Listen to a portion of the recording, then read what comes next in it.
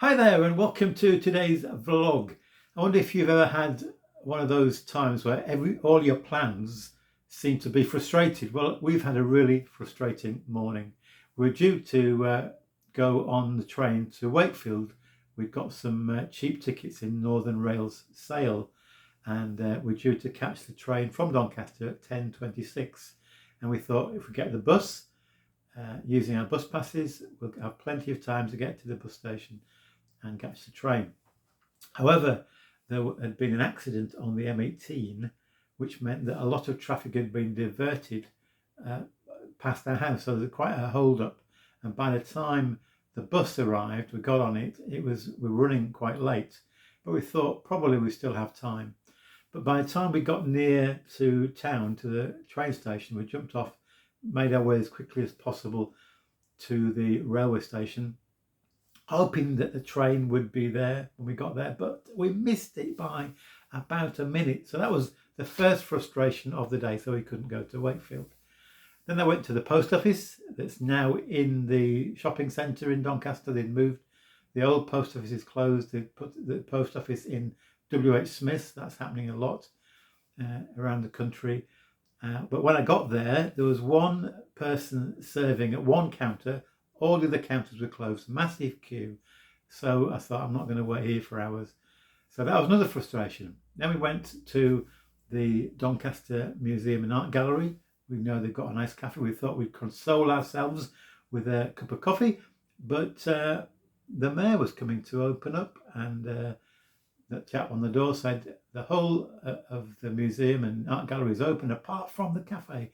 So we couldn't go to the cafe there.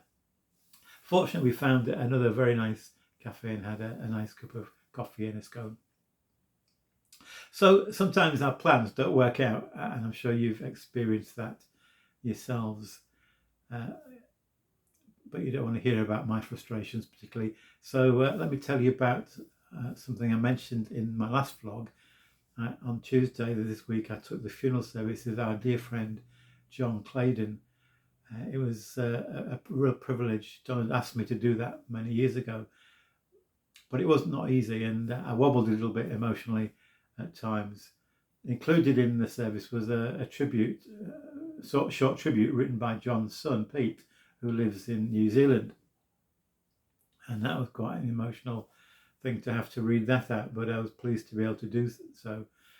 And that reminded me of a memory many years ago now, well, quite a few years ago, when me and Sue and my wife Sue and I were visiting my brother Phil in New Zealand and his wife Monica. They lived in Auckland at the time.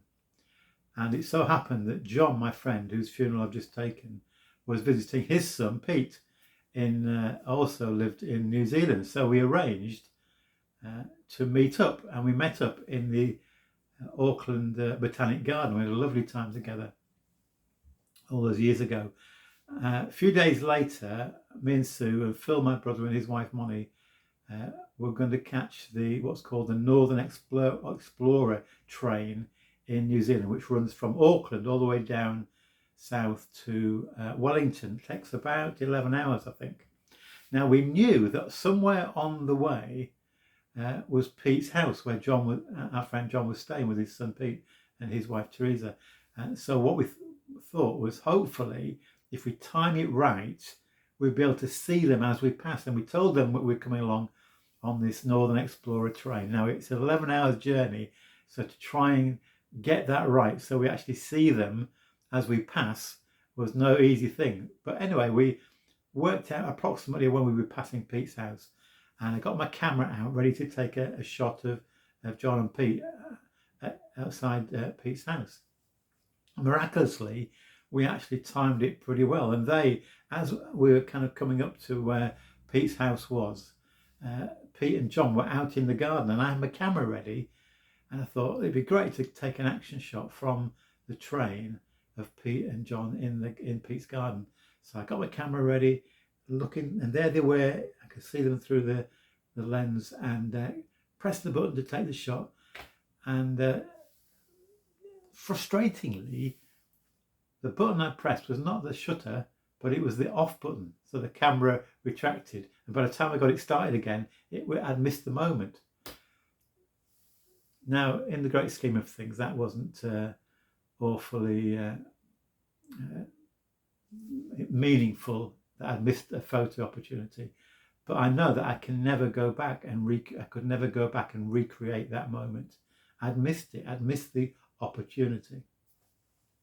There's a verse of St. Paul's in his letter to the Ephesians where he says, "Make the most of every opportunity." There's a Latin phrase, carpe diem, seize the day. And there are opportunities that come along day by day that we have a chance to seize that opportunity, or we can miss it. Perhaps an opportunity to encourage someone, to offer a prayer for them, to bless them in some way. God brings people into our life so that we can minister to them in some way, to bless them and encourage them. But we have the choice every time. Do I take the opportunity, or do I let it slip by and regret it? So really, after all that meandering, the message for today is carpe diem, seize the day, make the most of every opportunity. God bless you. Thank you so much for listening today.